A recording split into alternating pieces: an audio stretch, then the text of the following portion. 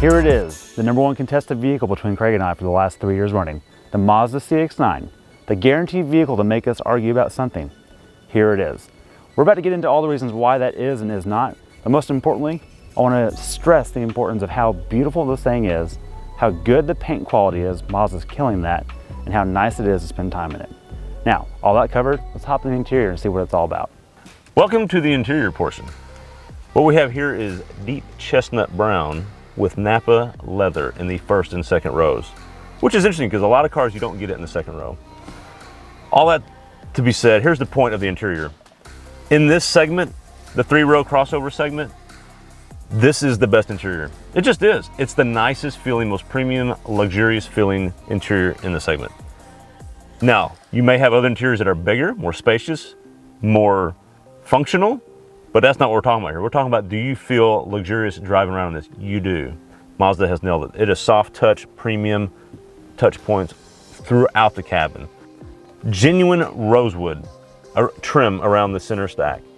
It's not fake. Normally there's fake stuff. You wouldn't expect the real stuff in here, but you're getting it in a sub $50,000 crossover. Also, the lighting. You get the best lights in the business. And that's what Mazda nails in all of their cars. High beams, you see everything crisp. It's like an HD. Taking a turn, it follows the turn better than any of the other headlights I've seen that do that.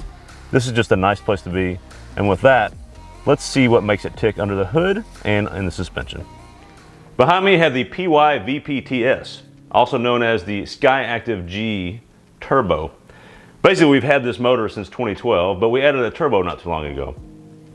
It's direct injected. It makes 310 pound-feet of torque at 2,000 RPM. Why am I not mentioning the horsepower numbers? I've got something for you. One of the marketing guys said, instead of horsepower, refer to torque. Okay, so that's what we did. We referred to torque. Also, you get 320 pound-feet on premium for those that care. Why did they say they want that? They want the drivability to be there. They want it to be, you feel the torque. That's what consumers are wanting. In fact, they did some market research, and I got another quote for you here. It says, research shows most people don't push engine past 3,000 RPM. Well, they've done it here. In fact, the horsepower only peaks at 5,000 RPM. This is not a ripper. This is a around the town cruiser, which is what, let's be honest, that's what most people are gonna do. Do we miss that a little bit? Yeah, we maybe missed that a little bit, and that's not the Mazda of old we're used to, but it is what it is. It's paired to an in-house 6-speed automatic. They've done some trick with the torque converter and a multi-plate clutch so that the torque converter is not engaged as often, all in the name of fuel economy. Speaking of fuel economy, this thing's rated 20 city, 26 highway. Combined, it's supposed to get 23. We've been averaging 21, 22, depending on what we're doing. We have been driving it probably more aggressive than most people, so it's close to what it should be. Is that the leader? Is it the worst? No, it's about the middle of the pack. You have to look at this thing as a whole. And it's also paired to an all-wheel drive out back. So they call it iActive all-wheel drive, and that's new in 2022. Any Mazda SUV has the all-wheel drive. With that, let's get into the suspension and see why this still feels like a Mazda in some areas. But to start with tires, because that shows intent, and this rolls on 255, 50, 20 Bridgestone Ecopias. And that's exactly what it sounds like. It's an eco highway tire. You can see right here, it is not meant for off-road, and that's perfectly fine. It's meant to be quiet and handle well. It does both quite well. It is very quiet on the highway. Part of the reason it's so quiet is because there's a ton of felt on the bottom side of this car. Nose to tail, it is covered. Very Audi-esque, and it works, let me tell you. Now, as far as suspension is concerned, this is a traditional strut design in the front with a lower L-arm. This also has a rear steer rack instead of a front steer, which Mazda traditionally uses, at least on the Miata. So you do lose some of that steering feedback. This does have good steering, but it's not brilliant. It's just good. Now, that out of the way, there's something very interesting here, and this shows back to Mazda's intent of luxury and refinement. These guys right here, those aren't sensors. Those are isolators. And let me tell you, it works. This thing is quiet and smooth on the road. No hiccups there whatsoever. In the front, you have a steel knuckle. Same thing in the rear. You have a 2-piston floating caliper up front. And I do like these brakes have a center vent on the hub as well. That's a nice touch. We've had no overheating problems here. Out back, traditional multi-link design. Also has a all-wheel drive system. Now, that out of the way, let's go on the road and let's see if it's any good. All right, Brian, enough talk of what makes this thing go. Let's see what it actually does. Hit it!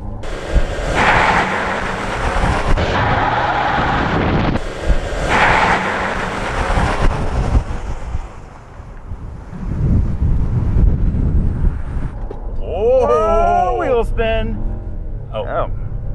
Started strong. Yeah. Oh, it's not. 60. Oh, stop it. It's not asthmatic. 0-60 in 7.47, I think. Which is not bad. It's not bad. Mid sevens. We got that repeated.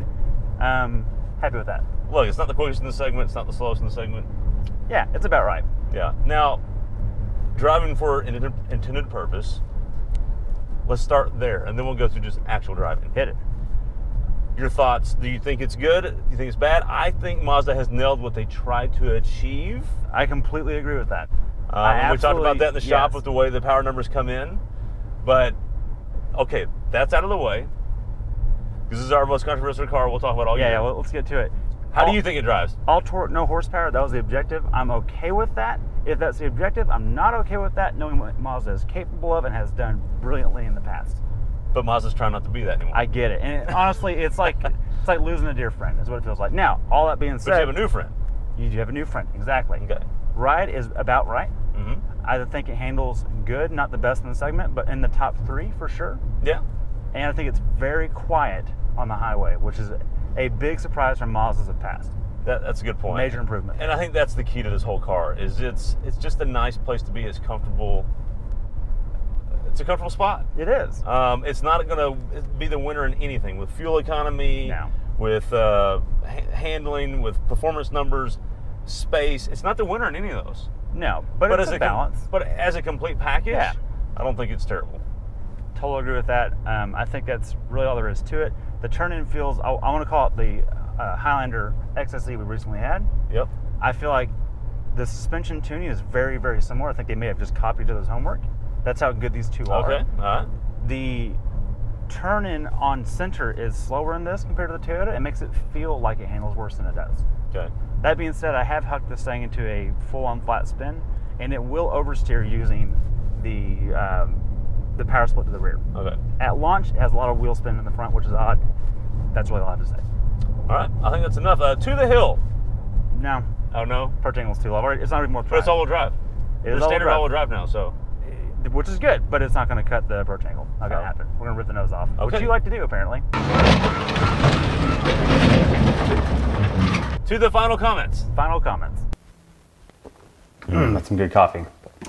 You like coffee, Craig? I love it. Me too. If you'd like to support the show, check us out on Patreon. You can buy us for $3 a month a cup of coffee.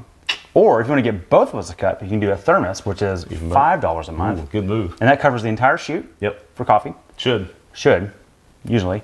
Or if you'd like to go a step further and become a full cup hipster, That's the move. send us a photo or video of your car and a brief description, and we will rate it on the show and feature it right here. I like it. All right. All that covered, Craig.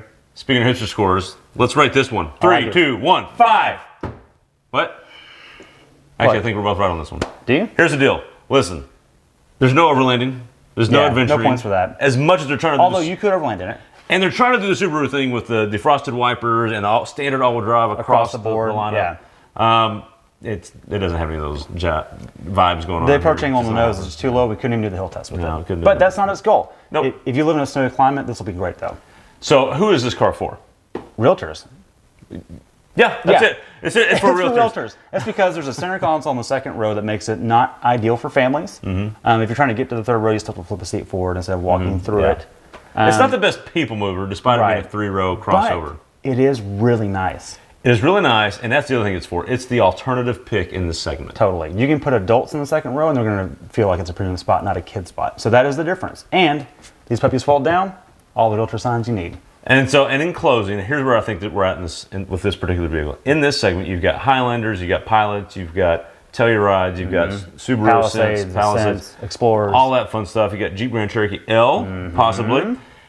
Borderline. Here's where I'm at.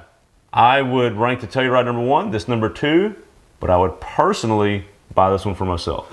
And you mean that by if you had to have a third row for you to drive yourself daily? Yes. I just like the way it feels, and it's nice and it's luxurious. It is very luxurious. I agree with that. And I'll be totally honest. I would lean to the Cherokee L with less features because this maxes out at 50. The Cherokee L is going to go beyond that, but you can get a well-equipped one for 50. And it just fits me a little bit better, but I'm not sized like normal. The Grand Cherokee L is the wild card of the segment. It's not the traditional crossover type. It's real drive and all that. So 2-speed transfer case, so not really comparable. It's kind of a cop out. It's the only one with a 2-speed transfer case in the segment. So, it is. But if we had to stay in the segment, I would probably go Telluride because I think it checks off the most amount of boxes versus space versus drivability. True. So that all covered. Yep. Thanks for watching. Hope you enjoyed the show. Stay tuned for the next one, and well, we've got some fun stuff coming up. We don't want to get to it yet, but more trucks. Don't worry. Stay tuned. Stay tuned. Time for the under the head portion of the 2022 Mazda CX-9, and behind me I have the. Yeah, you said under the head. I said under the hood. You had head. Play it back. For the under the head portion. For the under the head portion. For the under the head portion. Time for the under the hood portion. Look at you. I knew it was gonna happen. I knew it was gonna happen. You said it right. Shh.